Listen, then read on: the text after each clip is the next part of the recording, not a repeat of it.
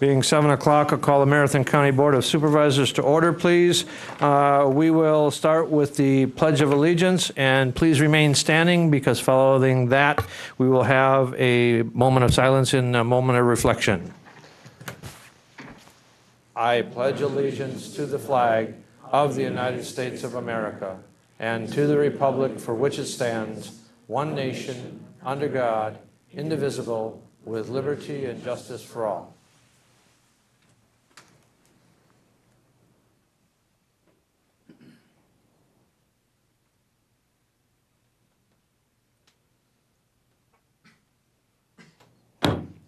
Thank you.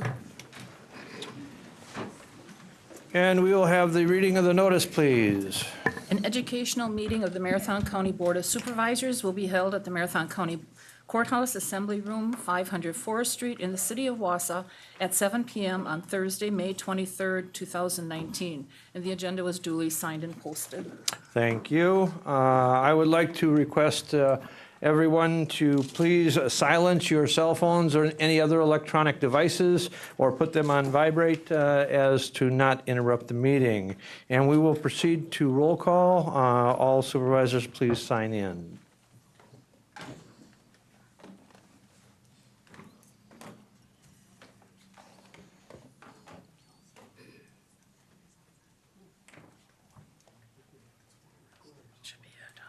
All right, and thank you. I would like to welcome the full crowd that we have tonight and the viewing audience as well. We have some special guests, and I would like to recognize one child of one of our employees. Wes Polly's here with us, and he is observing the Marathon County Board meeting. So Wes, would you please stand up?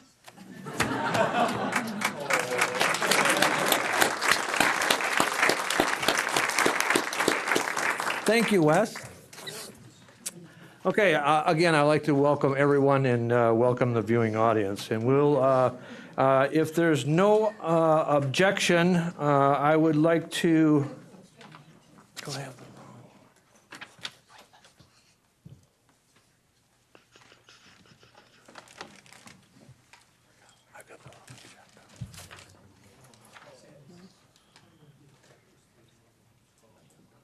Yeah, see, this is a consent agenda. This is the wrong one. Sorry.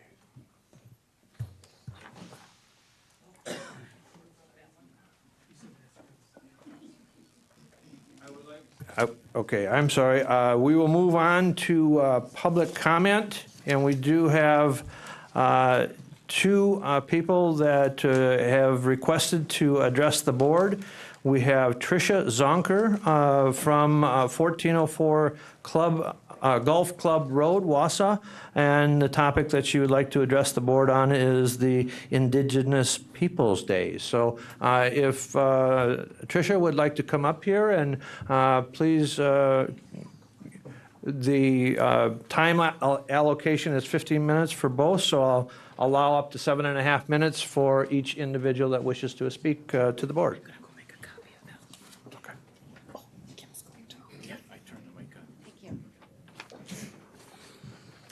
Good evening. My name is Tricia Zunker. I live at 1404 Golf Club Road in Wausau. Haina Chuita Haipi. Ho-chunk-rashka Hinukpi Hingade. I just greeted you in my Ho-chunk language, and I said, I am glad to see you all. My Ho-chunk name is Hinukpi. I am a member of the Ho-chunk Nation, and my clan is the Bear Clan. Each clan has different duties, and the Bear Clan duties include maintaining order. I guess you could say I do that in my elected capacity of Associate Justice of the Ho-chunk Nation Supreme Court. And if you don't know what that means, it's just a fancy way of saying judge at the appellate level. I am also a founding director of the Central Wisconsin Indigenous Peoples Day Committee, which is a 501c3 nonprofit organization. We are currently fundraising for the inaugural Indigenous Peoples Day Powwow, which is in October. Another founding director will be speaking after me. I am here in full and total support of the recognition of Indigenous Peoples Day in Marathon County. Wisconsin is comprised of 11 federally recognized tribes. We also have many tribal members living in Wisconsin and in Marathon County who are from other tribes that are not Wisconsin tribes.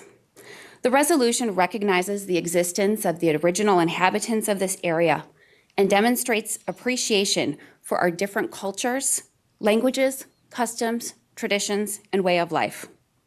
The resolution is also a recognition that Indigenous peoples are still here, and that resolution serves to educate the greater community.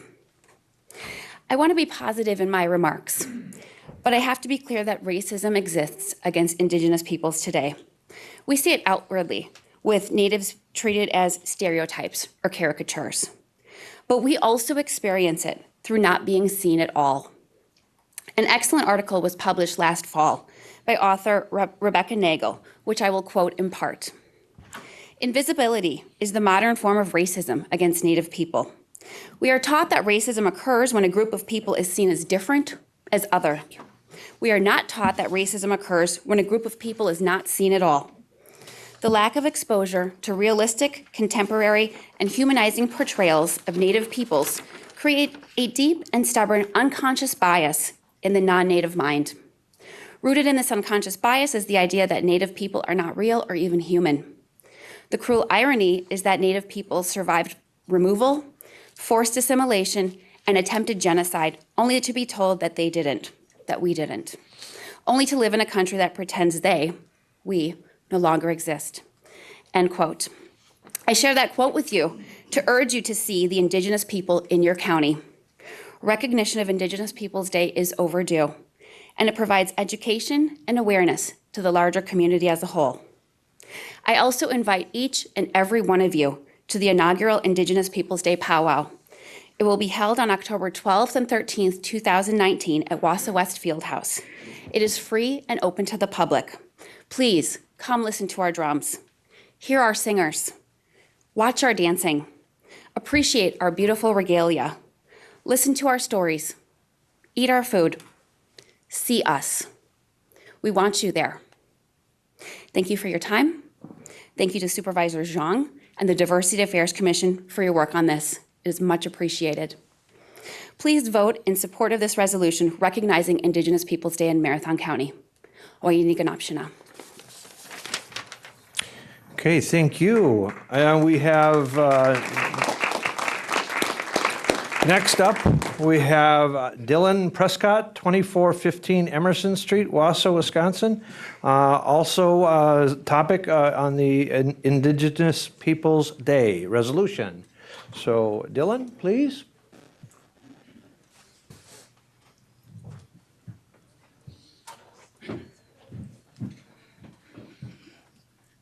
Hinja Kishna Hinikaregi we know Humpte Honey Chara Haipin Scuba Ne Ngaire. Just want to greet you all a good afternoon, a good evening. My name is Dylan Prescott, and also I greeted you in my language of the Ho-Chunk people. And I'm here to, I'm the Vice President of the Indigenous Peoples Day Committee Powwow. And I'm also a representative of our Native American community here in Wausau.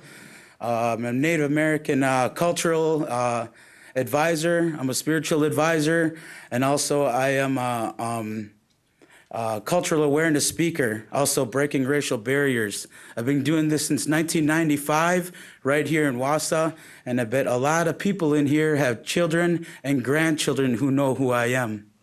Ever since I was young, I've been promoting culture, and I've been promoting awareness and also racism within Wausau, Marathon County, and surrounding counties. And I'm here to represent the Native American people of Marathon County and also right here in Wausau. And what a lot of people don't know is that we have a lot of Native American people here of many tribes, of many nations from all over the United States and Canada. And through this, and through having this the resolution going through and having this Indigenous Peoples Day will be a good honor to our people. Our people have been through a lot of genocide, been through a lot of things. We go through a lot of hardships as the days are now to this day. And I believe it will help. It will help healing within our people. It'll help healing within racism, within here in Marathon County and within Wausau. and I will continue to promote and speak about racism, breaking racial barriers, and doing cultural awareness speaking within Wisconsin, Iowa, Minnesota, Michigan, South Dakota, North Dakota, and so on. But my name is Dylan Prescott. I thought I'd come up here and I'd represent, and I'm not really a suit and tie kind of person, but hey, once in a while I gotta dress up myself, so this is the best I can do. But I'm here to represent humbly as a Native American person, as also some community member, and also a Native American community member of Wausau and Marathon County. Thank you for listening.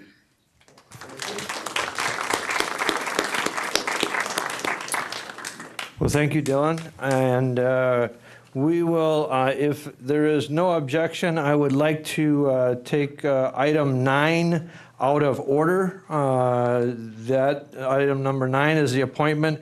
Action to be taken on this appointment on the May 23rd, 2019 meeting.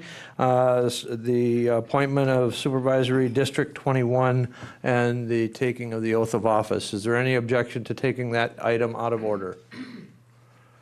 Okay, the nominating committee has met and had 2 qualified candidates that applied. The nominating committee forwarded 1 name, and it was unanimous through the nominating committee. They forwarded the name to fill the unexpired term of District 21 of Lauren White. So I would accept a motion from the board. Supervisor Zhang with the motion and Supervisor Butke with the second. Is there any discussion on the motion to fill Supervisory District 21 unexpired term with Lauren White? Any discussion? I just have a quick question, Mr. Chairman. How long did you have to look? Or did you limit the search to whites to replace Supervisor Black? Or was this, did we consider every last name? Next one's red. Well, we'll probably go to red and blue next. Any other questions? Okay, then we will proceed to vote on the motion to fill the Supervisory District 21 unexpired term with Mr. Lauren White.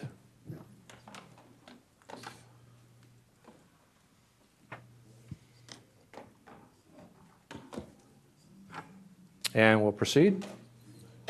And the motion is carried unanimously. So now I would ask the clerk to administer and have Mr. Lauren White come up and take the oath of office.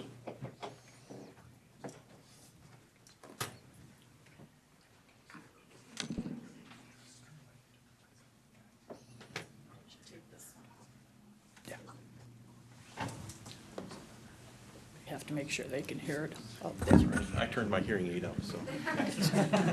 second.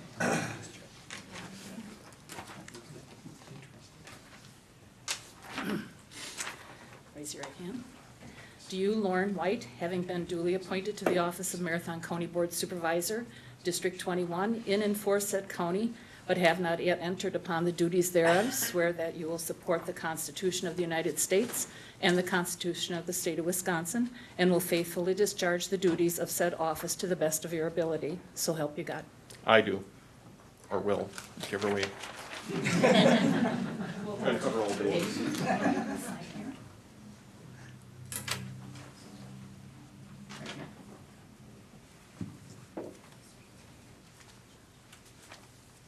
Do you know where you received this? Yes, I do. Thank you. Congratulations. Thank you.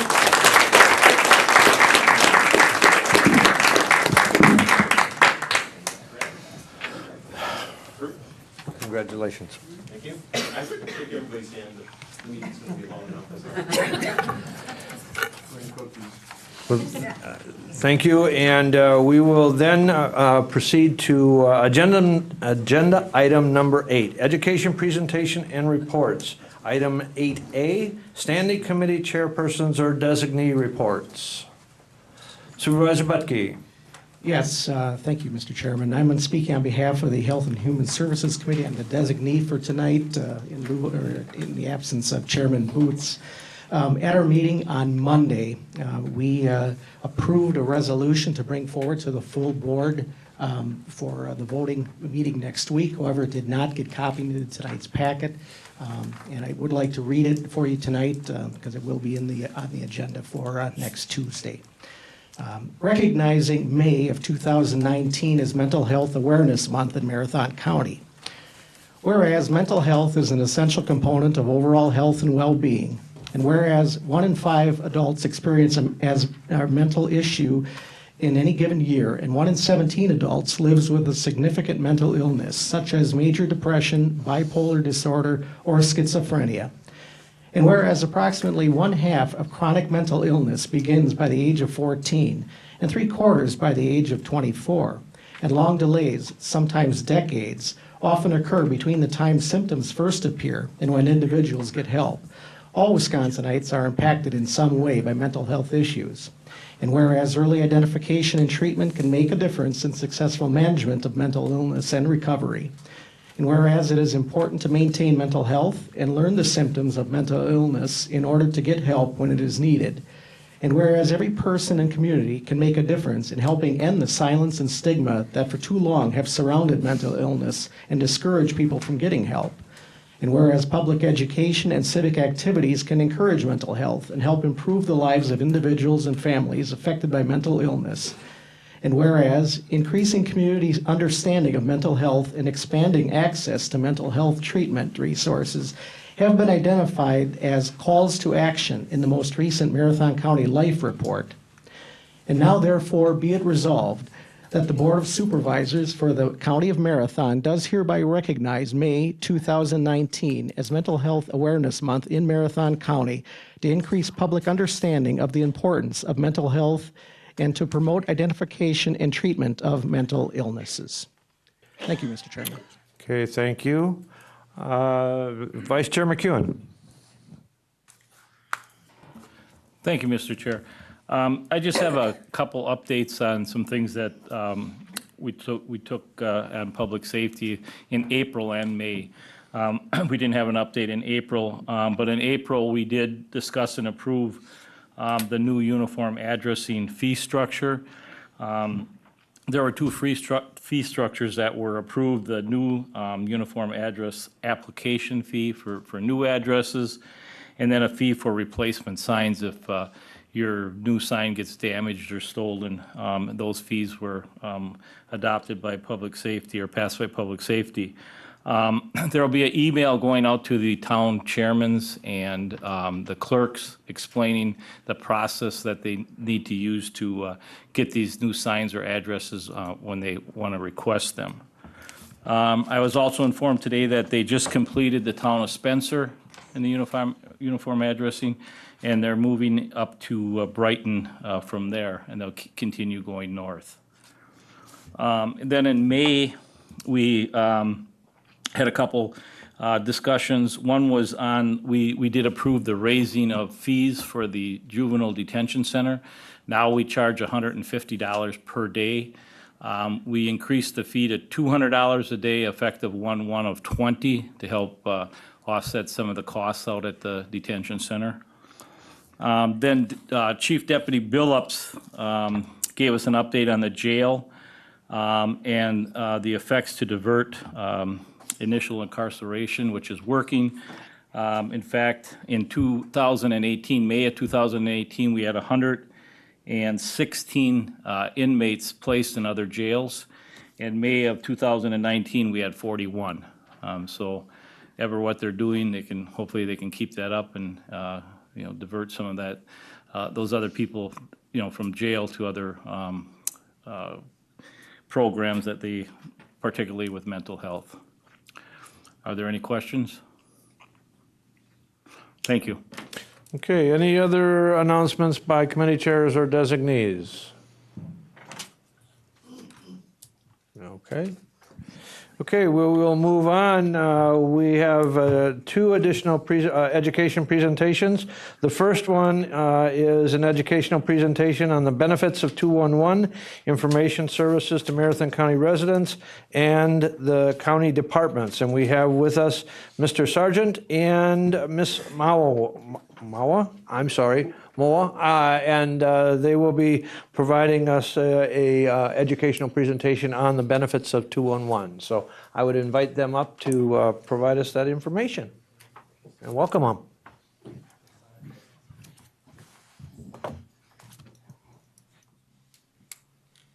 Turn that on, right? Okay. Let's start. All right. Thanks for having us. My name is Jeff Sargent. I'm the Executive Director of United Way of Marathon County, along with Major Mua, who is 211 Director for Marathon County. My apologies, Moa. I just want to start with a couple statements for your consideration, and these are calls that come into 211. Where do I vote? I'm having trouble getting off of the toilet. Who can help me install some grab bars? I have water coming into my house because of the recent heavy rains. I need help filing my taxes. I just lost my job and I'm behind on my rent. My landlord is going to evict me. I just wanted to call someone and say that I'm going to kill myself. Where do I get rid of my old TV? I am feeling overwhelmed and my baby won't stop crying. I need to get a ride to my doctor's appointments. I can't drive anymore because of my eyesight. Where is the closest food pantry to my house? We have a limited budget and we don't have much food for me and my family. These are just some examples of certain calls that come into 211. And what we want to talk to you tonight is the value of 211 and what it means to Marathon County. As you know, the goal of Marathon County is to be the healthiest, safest, and most prosperous county in Wisconsin. And in your mission statement, it talks about health is not merely restored by going to the doctor, but it's also about starting with families, our schools, and our workplaces, and our communities to support each other to have positive, healthy lifestyles. Safest, our communities proactively plan and have systems in place to ensure our safety. And most prosperous, we're committed to one table where public, nonprofit, philanthropic, and business entities come together to focus on people, place, and opportunity. And really what we're here to talk about tonight is how 211 fits into that picture, and you can insert 211 into your strategic plan, and it really helps our county meet our strategic goal. So I'm going to turn it over to Major, and she's going to carry on for a few minutes, and then I'll be back kind of at the end.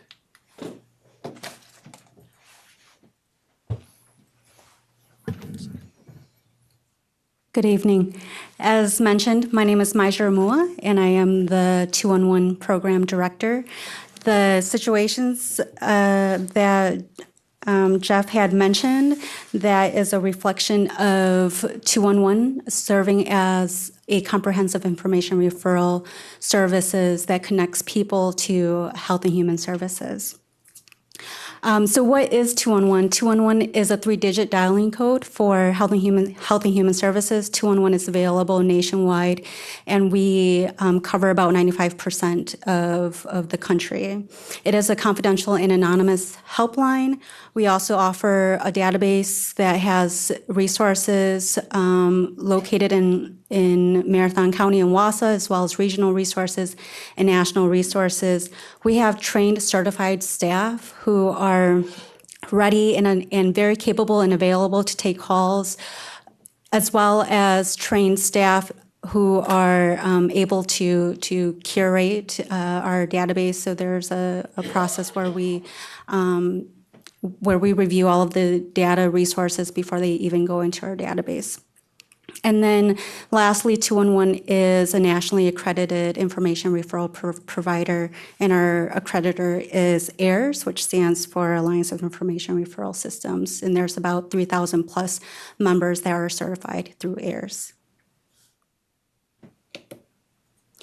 This map, this is to give you a visual of the 211 Wisconsin system, as well as to just give you another look at our local service areas, so including Marathon County. We cover 7 other counties, which include Portage, Lincoln, Oneida, Vilas, Brown, Dorr, and Kewaunee. As a accredited information referral provider, one of the requirements and best practices that we have memorandums of understanding with local and regional partners to ensure that we play a critical and a vital role in creating a coordinated service delivery system, so that if people contact 211 and they need additional support to get connected to a provider, that we're able to do that with very few barriers.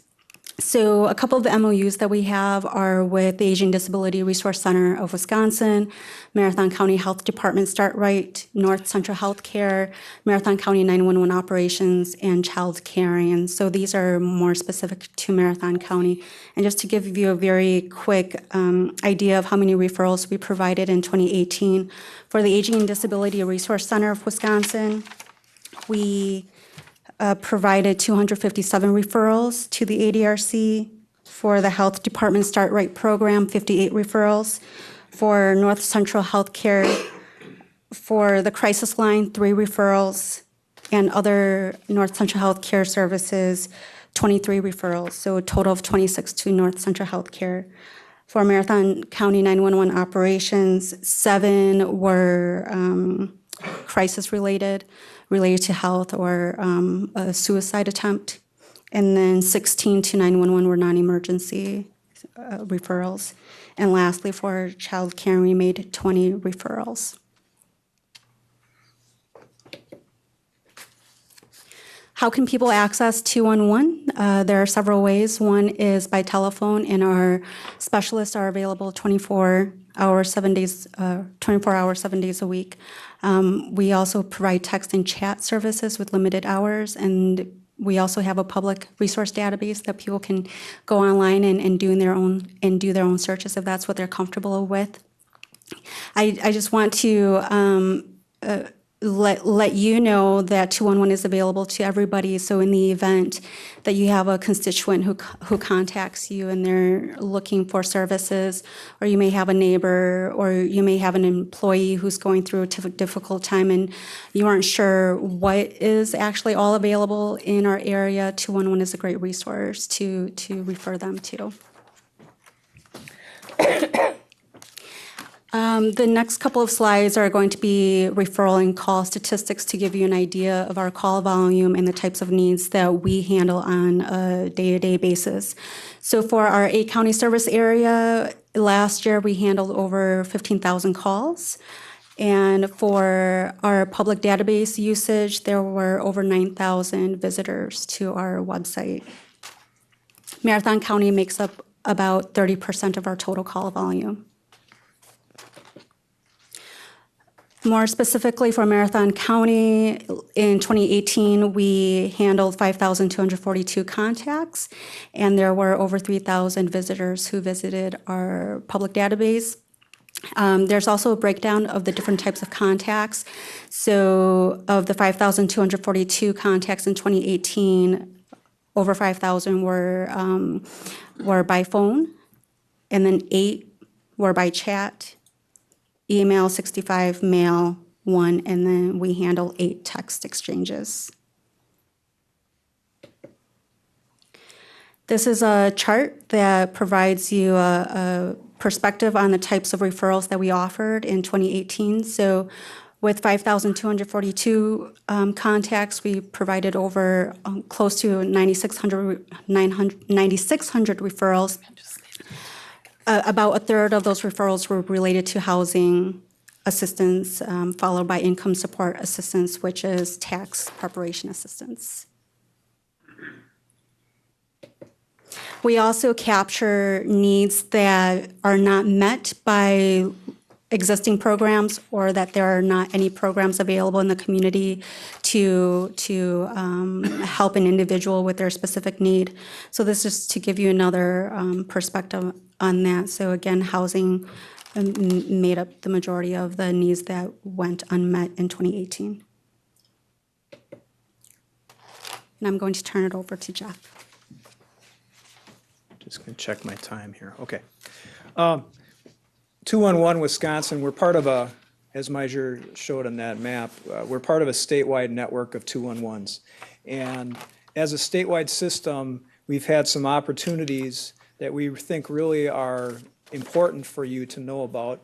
The first one has to do with the Wisconsin Addiction Recovery Helpline, that we're part of a statewide grant, that 211 is now the helpline, the addiction helpline for the state of Wisconsin. So this is something that's being promoted because of all the issues with addiction that our state is having. And so 211 plays an integral part in that. We also have memorandums of understanding between 211 Wisconsin and Wisconsin Emergency Management. The last few years, there has been a lot of weather-related events, flooding, wind damage, and other natural disaster situations, and 211 is often used as a call line for people to report damage and to get information on resources that can assist them in their area. There's also opportunities for us that we're exploring around cybercrime. One of the most unknown victim crimes out there is cybercrime, that more people are victimized through cybercrime types of scenarios than any other victimization. And so as a system, we are exploring trying to enhance our service to also provide opportunities for people to report cybercrime if they've been victimized.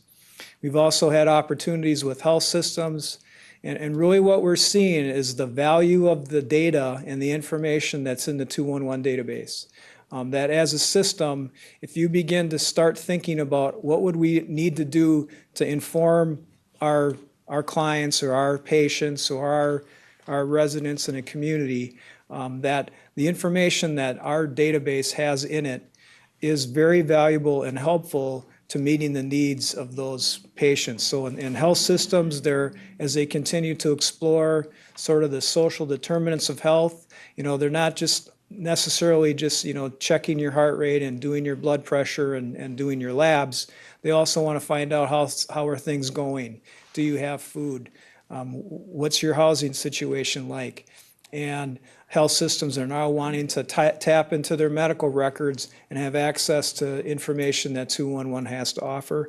And the same is true for mental health partnerships and providers, that mental health services need to have this information available for their clients as they begin to evaluate their situations. Back to those examples at the beginning of this presentation, it may start with, I am having trouble getting off of the toilet, who can help me put grab bars in my bathroom? That can lead to other discussions around, what else is happening? Do you have food? What's your housing situation like? And these are all through the work of our staff. They're able to have these conversations with callers. And so the call may start here and it may end up here. And that's the value of what 211 has to offer the people in our county. 211 is available to everybody here. We encourage everybody to take advantage of it. Every day, people are being connected to services that can help them.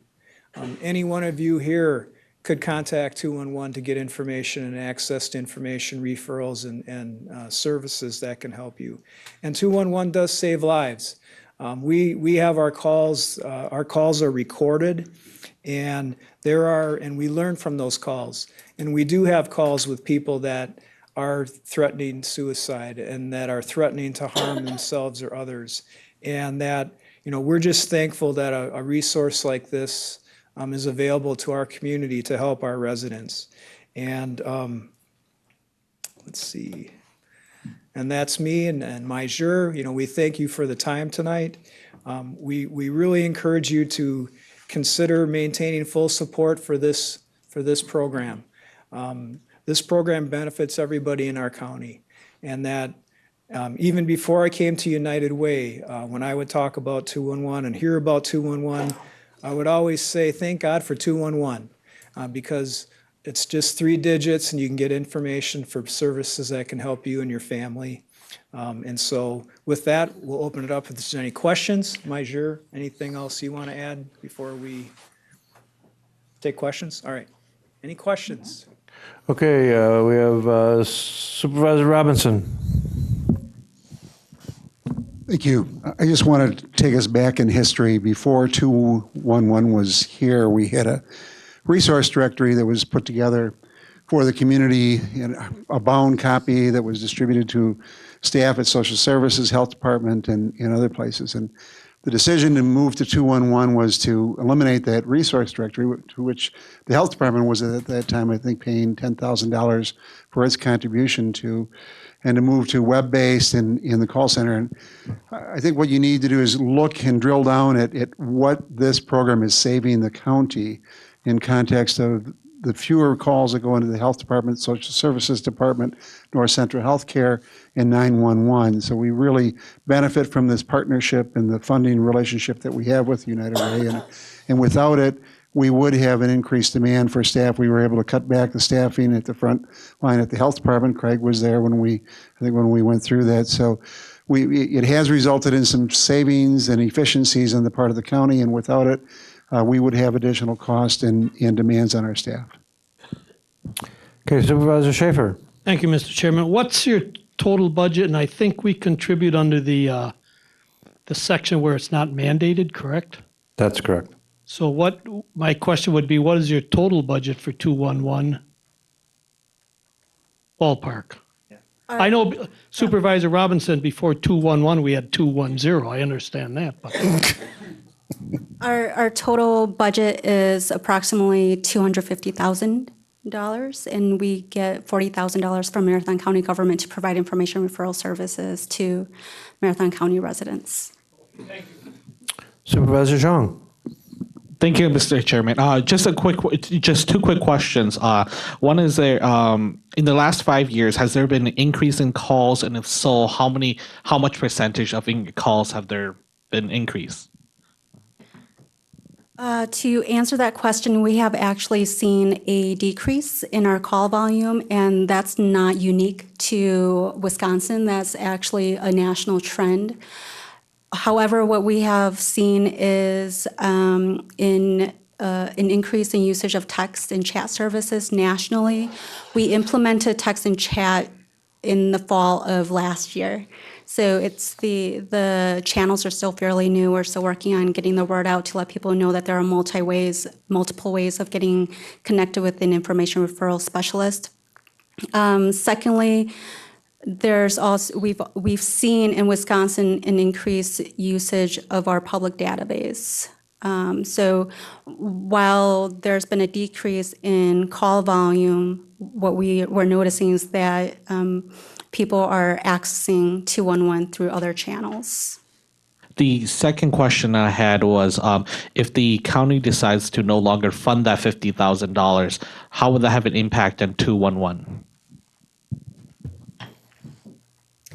Probably it would impact our staffing.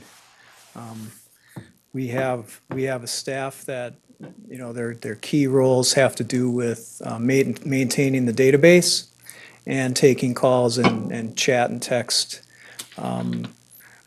Those funds are critical to keep our system at its peak efficiency. If we lost funding, it would really erode our ability to maintain that. So we would really have to look at how we would staff our system. Just as an FYI, we also receive funding from other entities to support 211. We're one of the few 211s in the state that really has gone beyond itself to try to get community support for its service. And I think Marathon County really stands as one of the few counties that really has made that commitment and investment into its residents with 211. Many counties do not support 211 at all. And it's really hampered those counties' ability and those regions to have good quality data. And their call rates are dramatically low because if you call, there's no resource to tell you about. So the investments would have an impact if they were reduced. Supervisor Rosenberg. Thank you, Mr. Chair. And thank you, Major and Jeff, for this presentation. It's really helpful for us to see what our resources go to support. And personally, I don't know if it's a District 1 thing, but I get a lot of random questions. You know, people call, I'm just the first one they reach, and, you know, questions about how do I use the GI Bill? How do I get this debris from my yard and whatever? So I just appreciate having the service to point people to. It's really helpful. And I also appreciate that you're not just doing the call service, you're changing with the times, with texting and looking into things like cybercrime, and you're collaborating with our partners that we're already working with. So I just want to say thank you. Appreciate the services that you provide to our county. Vice Chair McEwen. Thank you, Mr. Chair. I want to also thank you for your presentation. It's very informative. I have used 211 services for elderly parent and got a lot of help from 211 from the information that they gave me. And literally, I think it's a lifeline for a lot of the vulnerable population that we have in Marathon County. As Supervisor Robinson stated, it does take pressure off a lot of our county departments just by the calls that they handle. So I hope that we continue to support this program. Thank you. Supervisor Guild. Thank you, Chair. I also appreciate getting the presentation. I'm actually curious about a part of it, though. The two graphs where you show the total referrals and then the unmet needs. When you say unmet needs, are you saying that those are calls that you receive at 211 where we do not currently have in our county a system in place to address it outside of United Way? Or what is that referring to when you say unmet needs? Yes, so to answer that question, the unmet needs chart reflects needs that callers or residents had that we were either not able to offer a referral or they did not meet eligibility requirements. And these are referrals to programs outside of United Way. However, if we have programs like Rebecca's Closet, the Community Closet, which are direct services provided through United Way, we'll refer them to those programs that are housed within United Way. But for example, under housing, there were 321 needs that were not met by a referral. So that number includes individuals who fell behind on their rent because they had a medical emergency and just didn't have enough money to pay their rent, and now they're behind. They call us. We pull up a list of resources. We do an assessment to get a sense of what their current situation is, and also determine if they would be eligible for the existing programs. So for those who fall under a specific income, they may not be eligible for it, or there are some housing programs where they must have an income to be eligible. So that captures barriers as well as ineligibility, as well as no programs available. Okay, so this could almost be a database of gaps in service, opportunities for additional needs in the community. So this is kind of another resource that you're getting out of this, is where else is more needed. Is that what I'm getting? Yes. Potentially. Yes, potentially, yep. So it captures barriers that people have that prevents them from accessing services. It captures current gaps that exist within our service delivery and current programming. And then it also captures lack of resources. Have we ever been able to take that information and develop into policy recommendations or just service recommendations for the community? We have used 211 data to inform the work that was done on the County Transportation Coordinating Committee.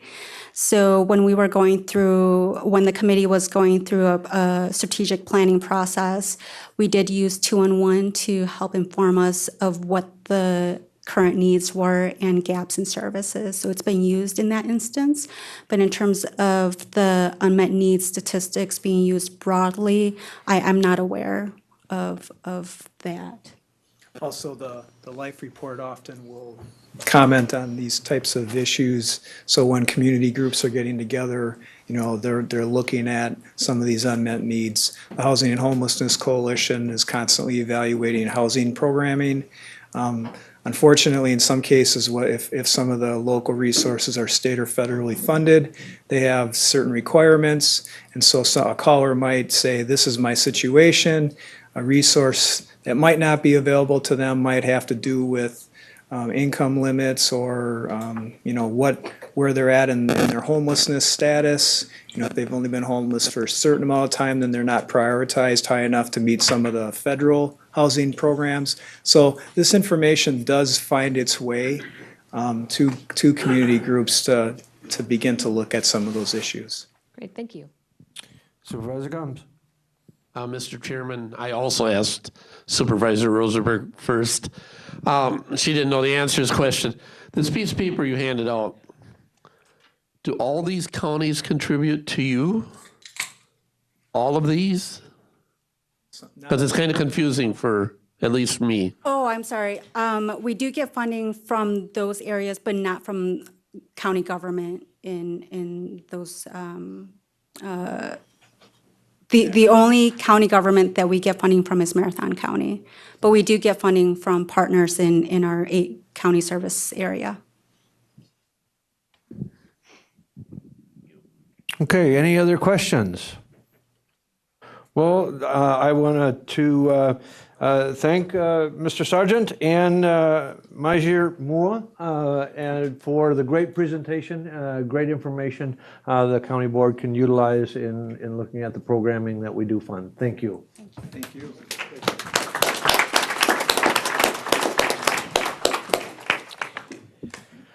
And next, under educational presentation and or reports, we have Marathon County UW Extension transitional update and recent educational program efforts. And we have a whole staff, and I will let the regional director, Jason Hausler, present each of those individuals and the presentation himself. You're right back there. Okay. Go to slideshow. That's what I was. Yeah. That's where it was. Then you go from the beginning at the beginning here. Okay. There you go. That's what. There you go. There you go. Tall guy, so hopefully this works. Thank you, Mr. Chairman, Vice Chairman McEwen, and members of the Marathon County Board. It's my pleasure to be here tonight to give you a quick update on extension services in Marathon County, extension services overall as an organization statewide, and to highlight the work of our educators because it really is them, their work and the work of those that support them, like the Marathon County Board of Supervisors, that we're able to do what we do. So as mentioned, my name is Jason Hausler. I serve as Area Director of Marathon County Extension, but I also serve as Director in Portage County, Clark, and Wood County. So over the course of the last 4 years, since 2015, Extension has went through a huge restructure, not just internally, but also as Ann sit in the back at UW Stevens Point at WASA, the consolidation of some services with colleges and Extension. I'm happy to report that as of July 1, 2019, we are kind of having a homecoming of sorts to our administrative move to UW-Madison. So, and I'll kind of explain a little bit of the history of Extension for those that aren't aware of it.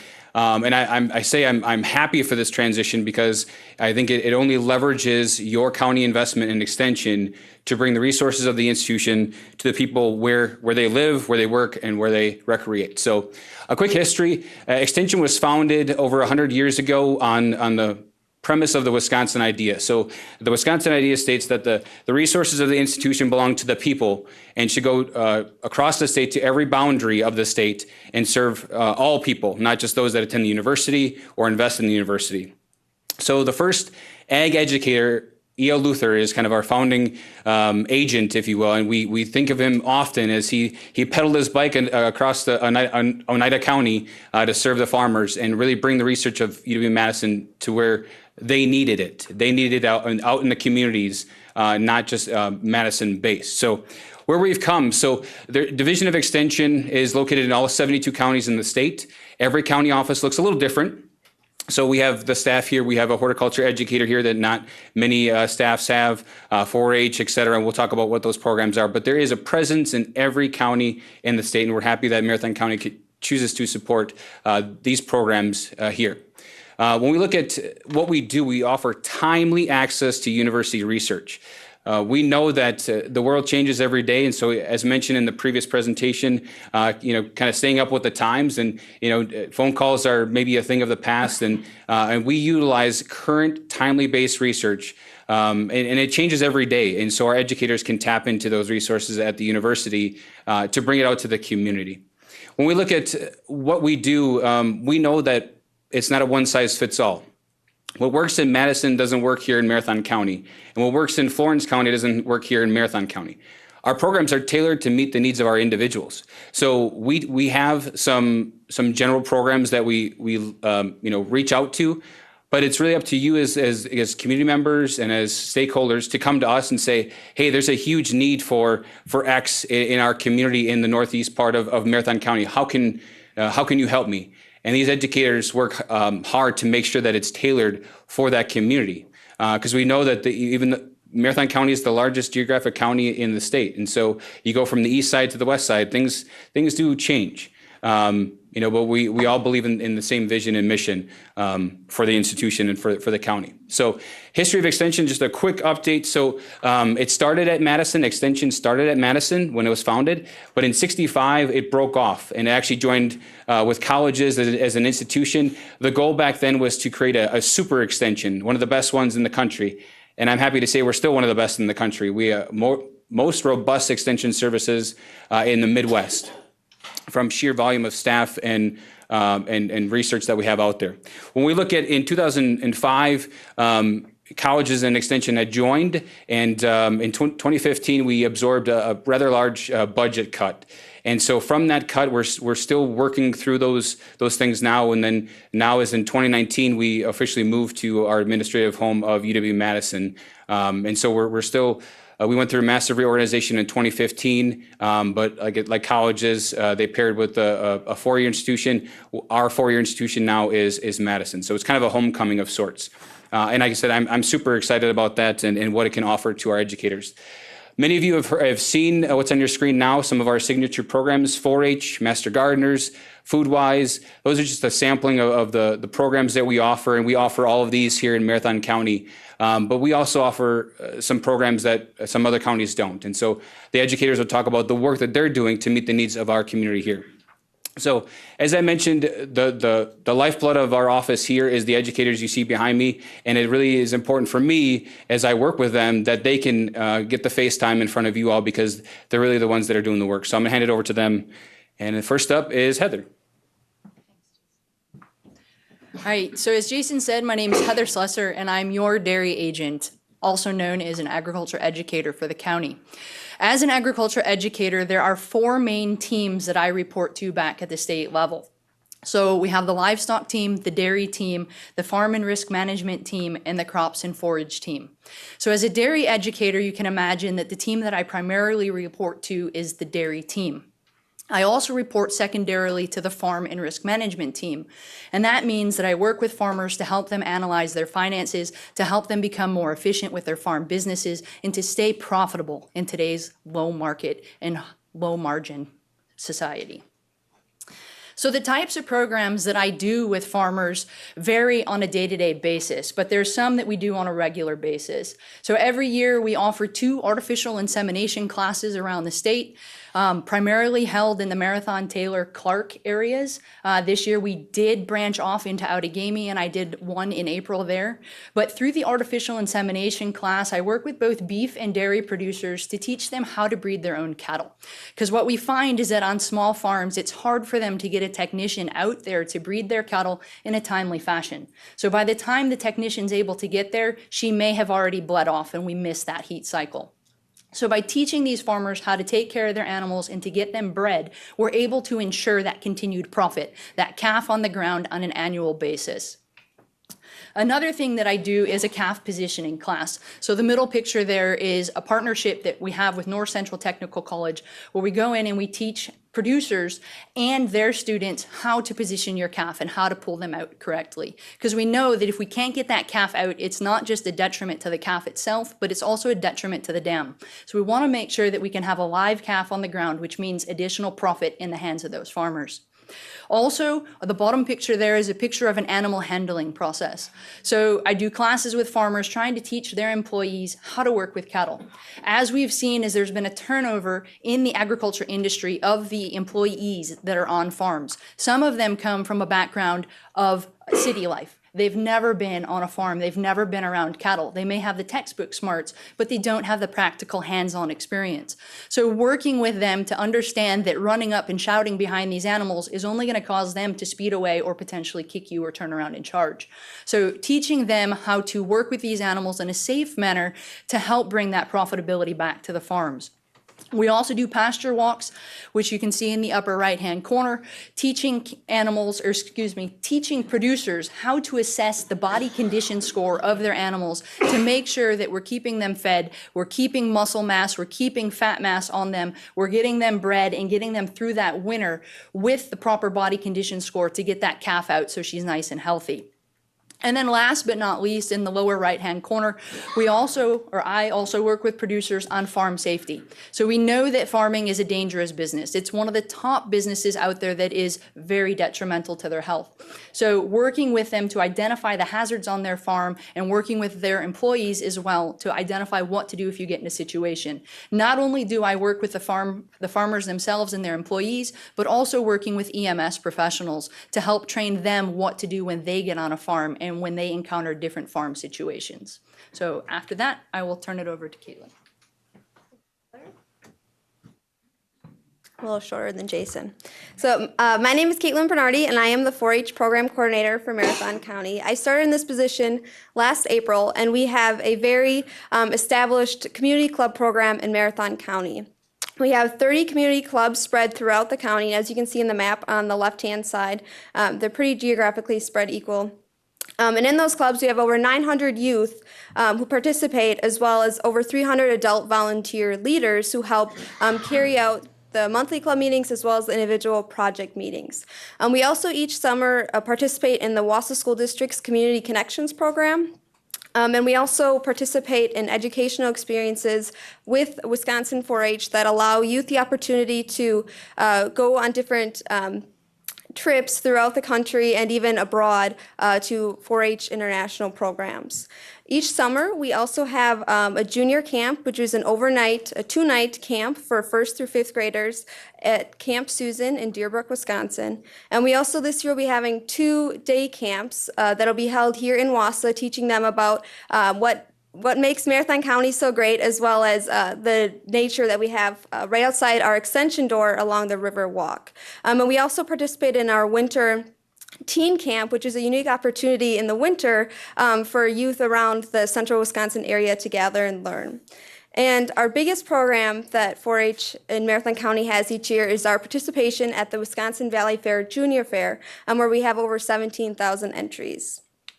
So those are the established programs of 4-H. And 4-H is a positive youth development program for kindergarten through grade 13 or the year after high school.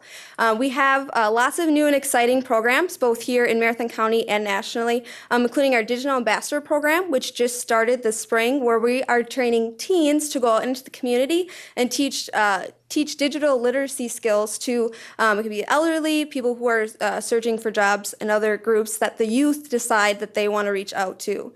And I'm also working with some of my educators here in the office, as well as other community partners on gardening, project activities, as well as entrepreneurship, learning, and working with Heather on a meat processing experience, we'll call it, for youth coming up. And I'm in the early stages of developing civic engagement programs in the county as well, to teach youth more on how to run a meeting, as well as how to get involved in their communities. So that is 4-H, and I will turn it over to Brianna to talk about horticulture.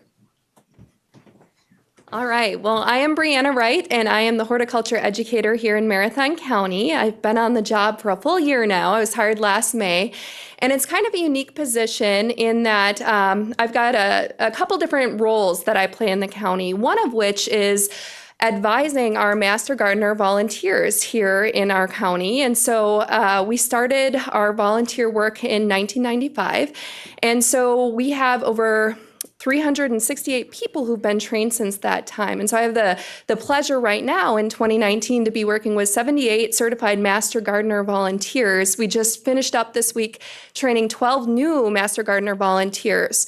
And so those volunteers here in the county, they have reported 4,498 hours of community service in 2018, worth a value of $107,952. So they do a lot of work out in the county, helping me provide presentations on gardening techniques, helping me answer questions that come into our office. Last year, we had 355 gardening questions that came in on various plant diseases, pests in the garden, and how to control those pests, how to get started in gardening. So basic garden questions on, I've never gardened a day in my life, but I'm interested in doing that. So our volunteers play a tremendous role throughout Marathon County.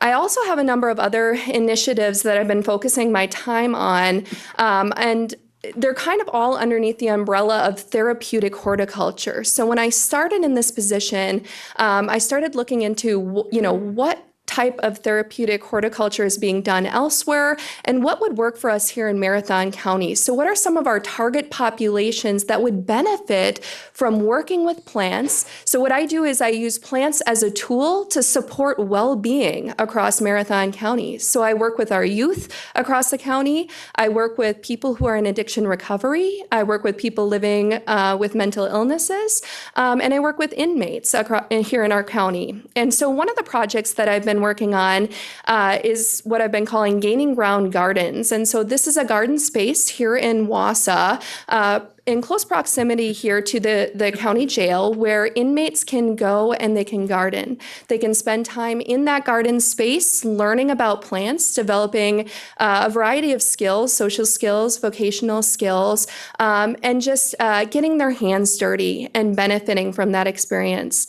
I've also developed a number of path education programs, so providing assistance through horticulture programs, which I've taken into alternative schools, I've taken to our youth shelter home and secure detention, and that I've taken to other places associated with North Central Healthcare, so Community Corner Clubhouse, our Hope House, so on and so forth. So these different programs might range from, grocery store botany programs to how do I grow microgreens? What sort of plants can I put on the windowsill? In winter, I had to come up with a lot of creative ways of how we can do horticulture indoors.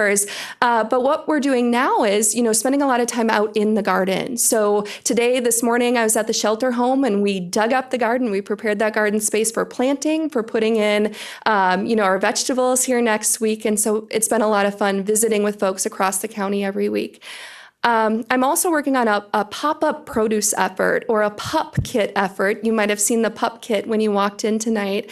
But these are kits that are going to be available this summer. In fact, we're delivering them to families next week, to low-income families in Marathon County. And they're essentially pop-up fabric gardens that I have received a grant from the Community Foundation to supply these. And so the families are given the gardens and the soil and then a plant and some seeds with instructions that I've put together on how to get started in gardening. So it's, baby stepping into gardening, tips on how to grow those gardens, the value of being able to grow your own food. And so those families will work with me throughout the summer on growing those gardens.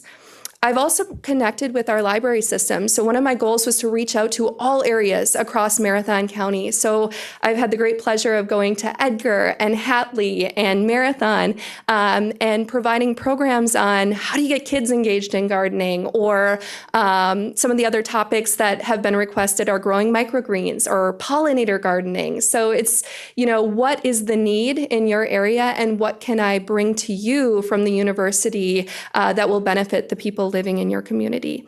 And then I've also been collaborating with Bridge Community Clinic, and working with Paul Cage over there on some of his gardening efforts throughout 2018 and 2019.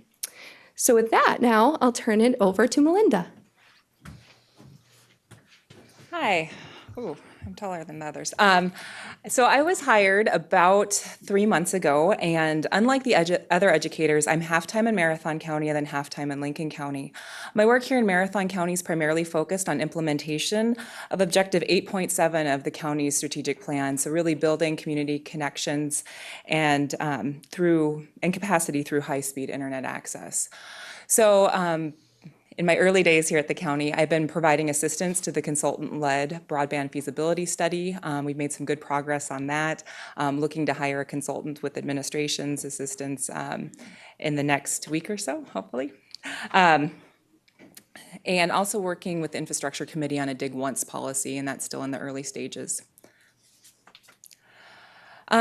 In addition to working on broadband, I have had some time to identify areas for collaboration with my fellow educators and working on providing education in an efficient and dynamic manner. So one of those things is looking into 2020, some tax incremental finance district education, and I'm partnering with my colleague in Portage County to kind of get a standard show on tax incremental financing available to residents in Lincoln, Marathon, and Portage counties, again, drawing on those state resources that Jason mentioned. Working with Caitlin and McDevco on an entrepreneurship program, really working at the Year Center and getting kids involved there and learning about entrepreneurship. And then hopefully we will be completing and implementing our broadband feasibility study. So still early days, and unlike, again, I'm the only, other than FoodWise staff, the only half-time educator here in Marathon County. Tammy? Hi, I'm Tammy Hansen. I'm the FoodWise coordinator for Marathon, Lincoln, and Langlade counties. FoodWise is a program that is federally funded through the SNAP program, so the Supplemental Nutrition Assistance Program, or what many people still think of as the food stamp program. FoodWise was started in 1986 in Brown County. We got it here in Marathon County in 1989. I've been here ever since. And we were one of the first 4 original counties to have it, and it is now in every state and every territory of the United States, and in nearly every county within every state. So we were one of the forerunners in this program nationally. And so I think we should be very proud of that. FoodWise is a nutrition education program. Because of the way that we're funded,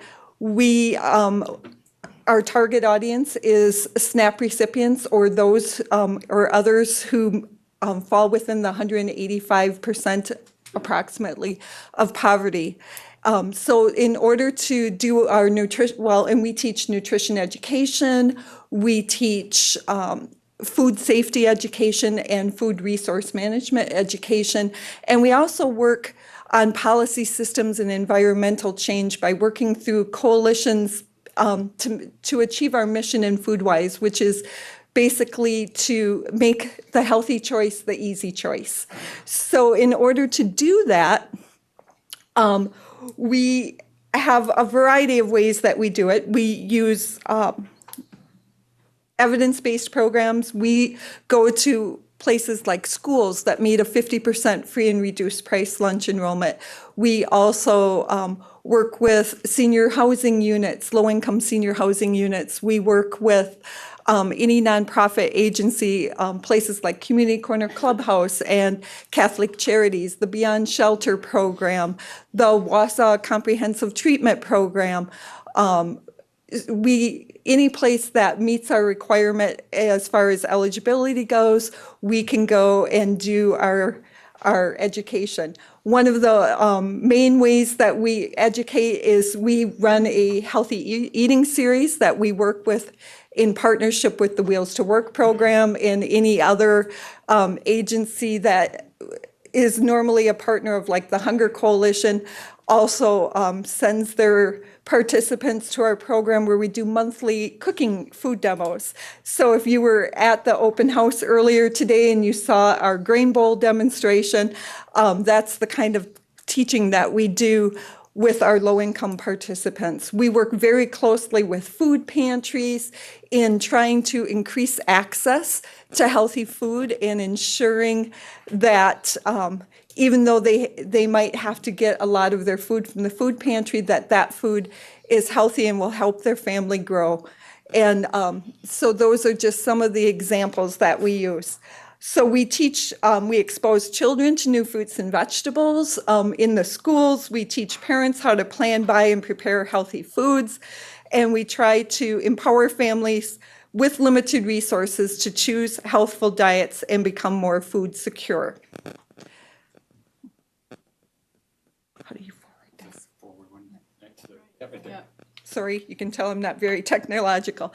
In this last year, we reached 1,875 learners in 4,578 teaching contacts.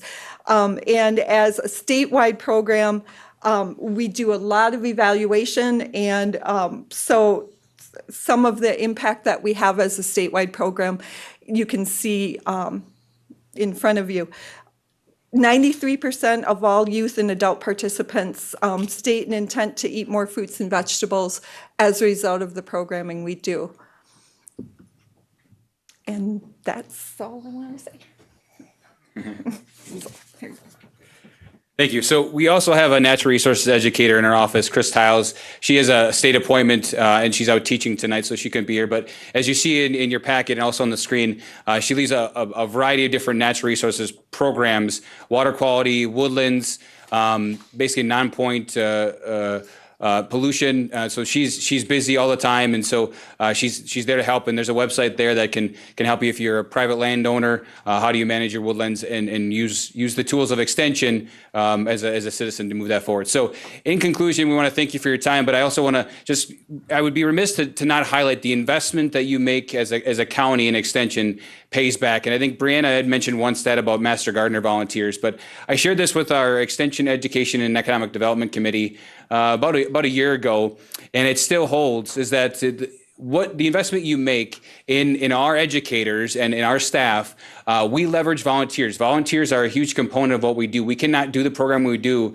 and execute it out in the communities without our volunteers. So we look at the total number of volunteers that we have, and these are conservative estimates, and this was in your packet, but in 2017, the nonprofit sector actually puts a dollar value on a volunteer hour. And so in 2017, it was $24. Actually, it went up in 2018, but I'm using this conservative number here. But if you take all of our volunteers and an average, a conservative average, about 5 hours a month, and you kind of do the calculations there, you see our office leverages almost $800,000 annually in our volunteer hours back to the community, back to Marathon County, through leveraging of the staff here and the work that they're doing. So we can't thank you enough for your support and continue to support Extension and here in Marathon County. I am grateful for the opportunity to work with this staff. I mean, they're next to none. I can honestly say that.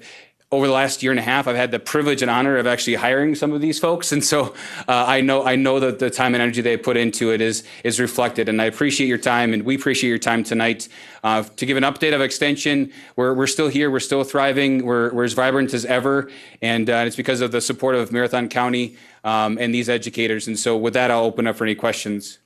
Supervisor Zhang. Thank you, Mr. Chairman. I just want to say thank you for the wonderful presentation. I just have a question specifically regarding ginseng.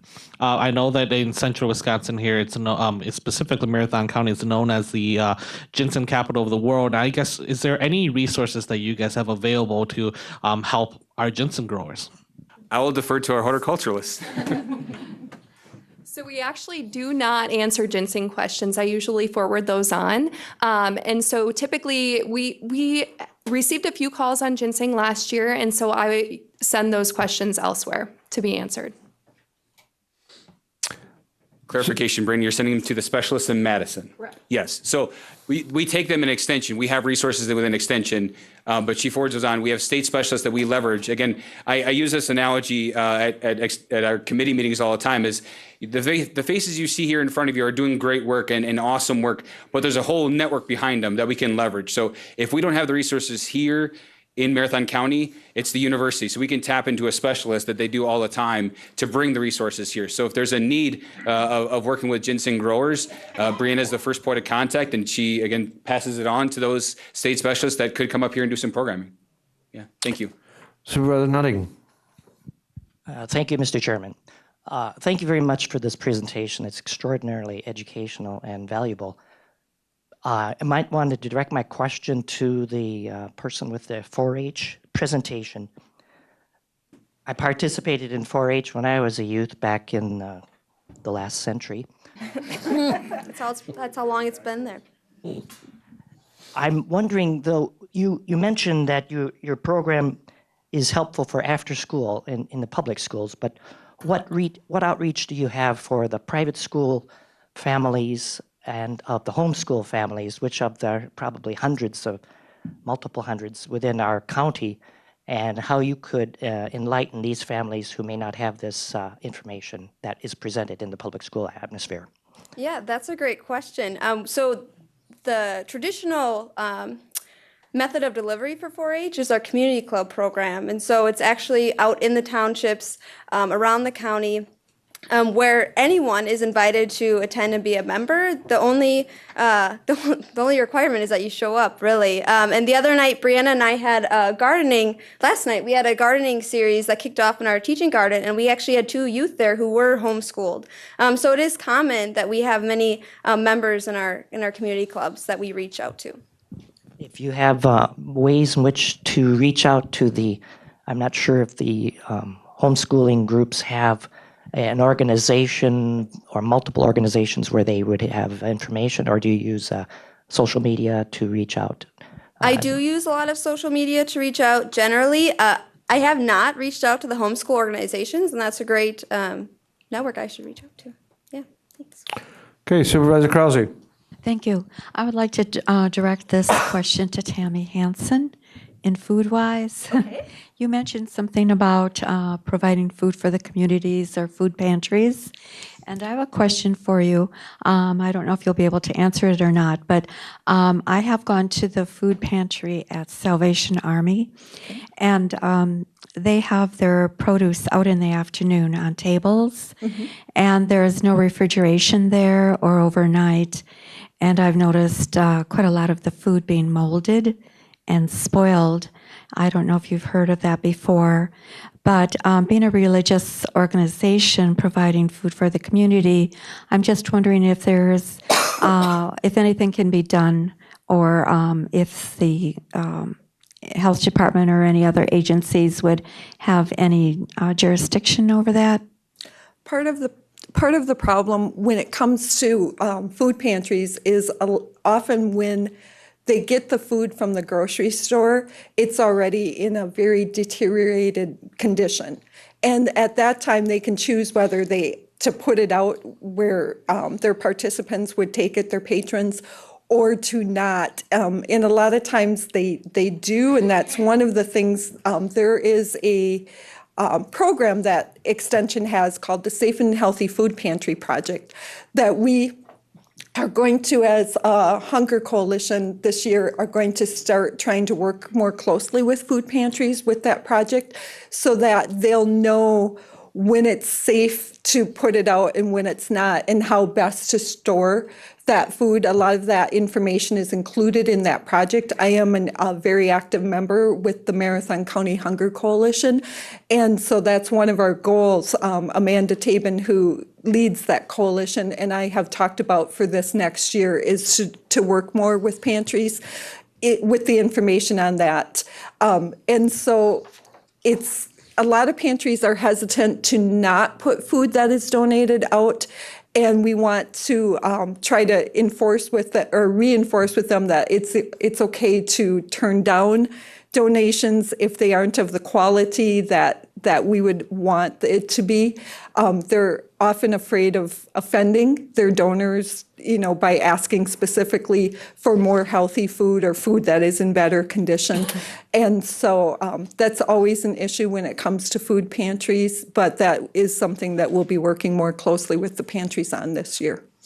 A lot of the food isn't packaged, it's just isolated and put in boxes. Yeah, and they leave because them that's there how it's from day to donated. day. Okay. Mhm.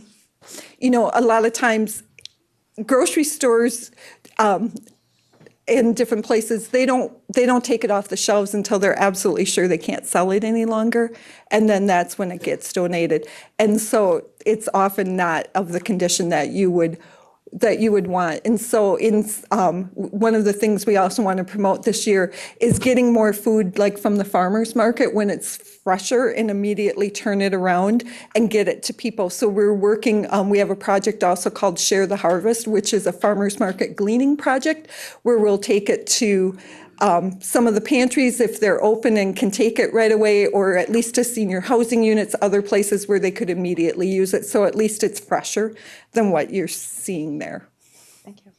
Supervisor Rosenberg. Thank you, Mr. Chair, and thank you for the presentation. You guys are doing a lot more than I knew about, so good education for us. I don't really have a question for you, but I did want to let my colleagues know that one of the things that I'm participating in right now is the Leadership Academy through the UW Extension and Wisconsin Counties Association, and it is not a joke. It's rigorous, and I'm learning a lot. So really, this investment is really great for all of us, and I encourage anyone to sign up for that next year. You really should. It's a great academy. Okay, with no more questions, I guess I would like to thank Jason Hauser and all of the educator staff here at Marathon County for the great work they're doing. So thank you.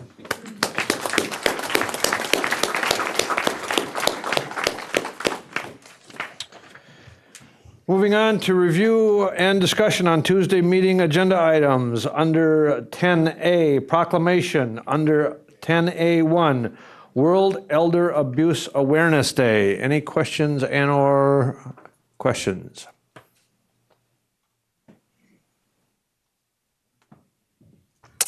Okay. Item number 10A2, June Dairy Month. Questions? Okay, item 10B1, Memorial, Life and Public Service of Myron Golumbinski.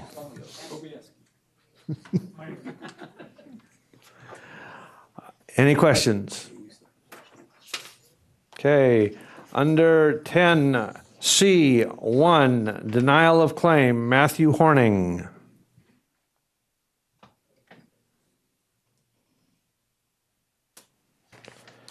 C2, Denial of Claim, Adam Rejek.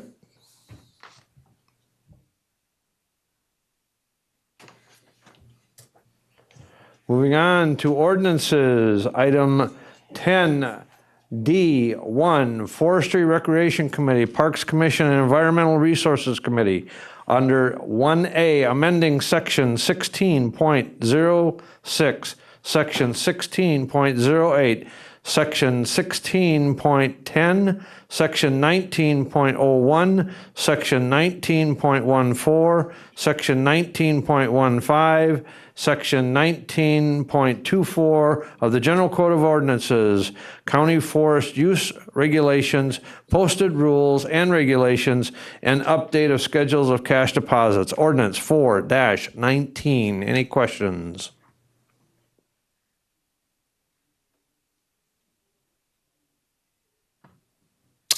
Okay, moving on to 10E1, resolutions. County Board of Supervisors, under 10E1A, change in supervisory district boundaries resulting from City of Schofield annexation, Resolution 23-9.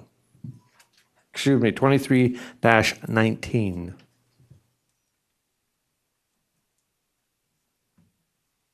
Okay, 10E2A, Human Resources, Finance and Property Committee and Health and Human Services Committee. A, abolish 1.625 FTE senior accounting professional and create one full-time accounting professional position in the Department of Social Services, Fiscal Services, Resolution 24-19. Any questions?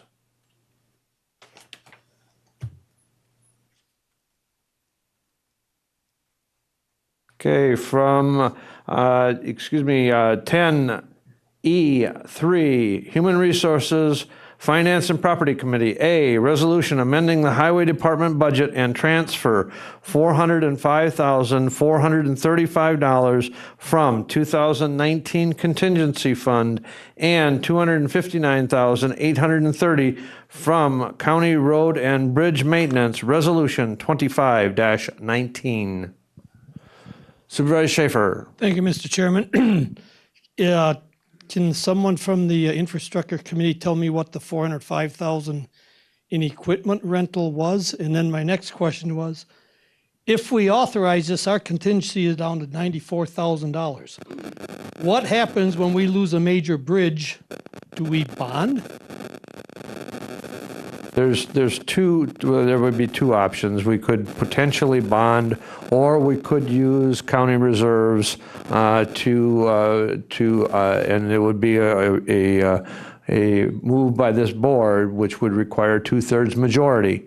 Bonding would be 3/4 majority, but using reserves would be 2/3 majority to use up reserves, to take out of reserves and use those as a budget amendment. Well, out of curiosity, what is our reserves ballpark? $35? $1.50 more than that, but I'll refer that to the administrator. I can't remember off the top of my head, but it's in the neighborhood of $20 million. Oh, geez. That's quite a good picnic fund. What about the equipment? The policy for the county's reserves is based on policy that is set at Finance Committee, and it is, if I am not mistaken, 3 months operational costs. 2 months, 2 months operational costs. Okay. Thank you. If someone could answer what the equipment rental was for $405,000. We have the Highway Commissioner, Mr. Griesbach. If you would like to come up to the speaker, because it needs to be allowed to go out.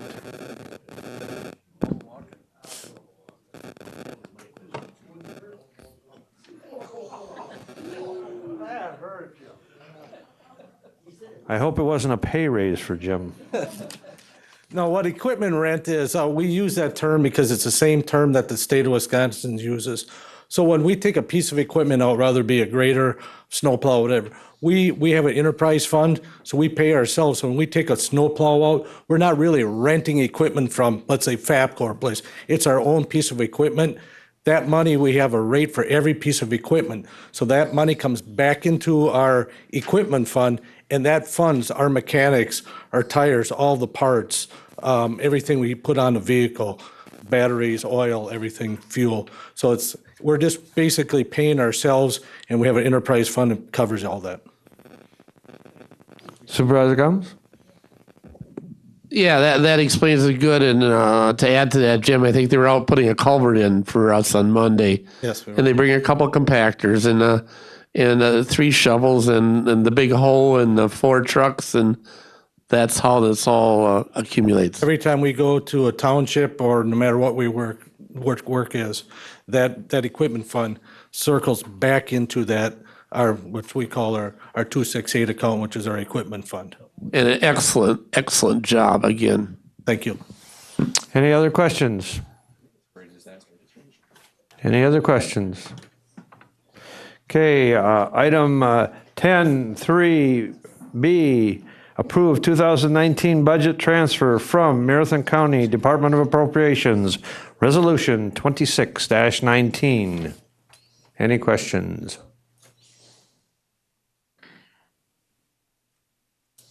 Okay, moving on, 10.4, Diversity Affairs Commission and Extension Education Economic Development Committee.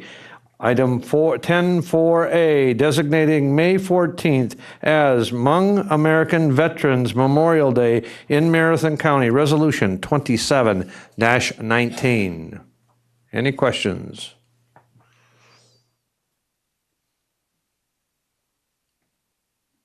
Okay, item 10.4B, declaring the second Monday in October Indigenous Peoples' Day in Marathon County, Resolution 28-19. Supervisor Rosenberg. Thank you, Mr. Chair. I just want to thank Dylan and Tricia for speaking on behalf of this recognition, and I look forward to on Monday, along with the rest of you, unanimously supporting this. I guess just recognizing that we have 11 federally recognized tribes, and even we're sitting here in Wausau, Wisconsin. That Wausau comes from an Ojibwa term, so I think it's past time. But I'm proud to be a part of this board that will pass this on Tuesday. Okay. Any other questions? Any other questions? Okay. Moving on to item 11. I would entertain a motion to go into closed session. And if you make the motion, you need to read the statement, please.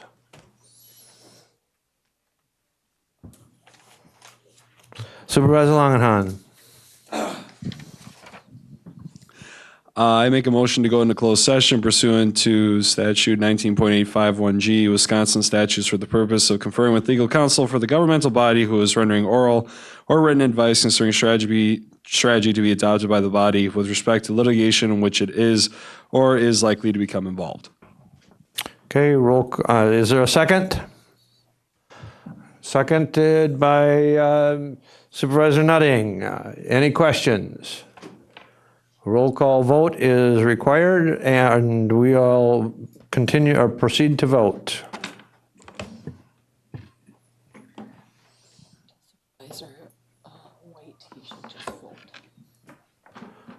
Supervisor White, yes, you can vote, and then we'll get the name changed later.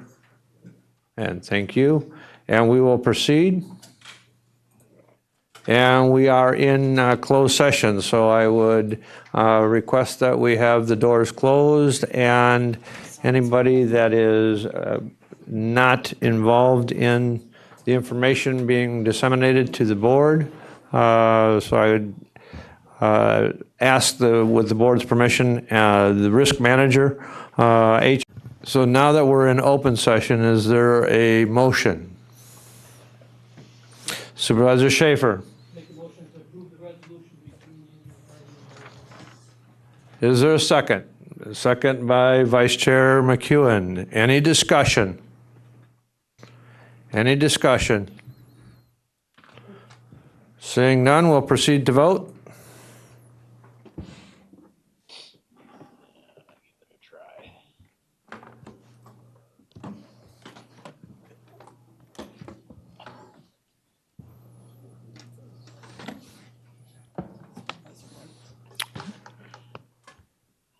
Supervisor White, could you? I did. Oh. Welcome to our voting system. Get strong thumbs. Slowly and just push, just wait till timeout. All right, now, there you go, and then confirm.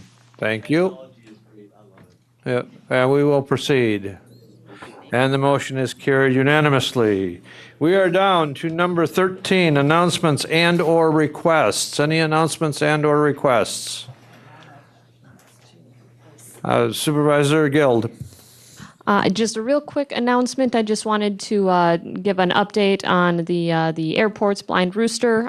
There were over 200 people that attended the Easter brunch and 175 or so that attended the Mother's Day brunch. It's going very well out there if you haven't had a chance to check it out yet. It is not open on Saturdays right now, but it is open for a great Friday fish fry and on Sundays and during the week. So consider that my bi-monthly plug for the restaurant out there. Thank you. Any other announcements? Supervisor Shang. Thank you, Mr. Chairman. I just want to update the board that back on May 4th, there was the Cinco de Mayo event that happened at the J.C. Penney's, and they attracted over 1,000 individuals that came to that event. It was the first annual Cinco de Mayo celebration, and I know that they're expecting to hold more, and I'm just glad that the Marathon County is now housing multiple diversity events, and I think that's going to be a contribution to making the Marathon County a prosperous community.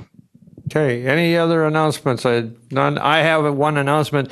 Everybody, I've spoken before on the Test It application. There's always been, and there's been several people that have made it known to me that the Test It app had and did have one hang up, and that was if you were in an area that had little or no service, the application would run and run and run. Well, they've made an update to that now, and you can download that update off your app store. The update now will take a reading where there is no service and take a reading of where your current location is and provide that information. In the past, it wouldn't do anything unless it actually ran the test. Now it will provide that information to NACO that will forward that information to the FCC so we can provide the information update to those maps. So please, if you do have that application on your phone or mobile device, go to the App Store and download the update, and you will then get that information correctly. Any other announcements? We do need signatures from Human Resources, Finance, and Property Committee. Any other announcements? If not, I will take the infamous motion. We have, nobody wants to leave? Supervisor Nutting and Supervisor Butke with the second to adjourn. Any discussion? All those in favor of adjournment signify by saying aye. Aye. Opposed? We stand adjourned. Thank you, ladies and gentlemen. Tuesday's meeting is at 7:30, just so everyone is aware. Start time again is 7:30.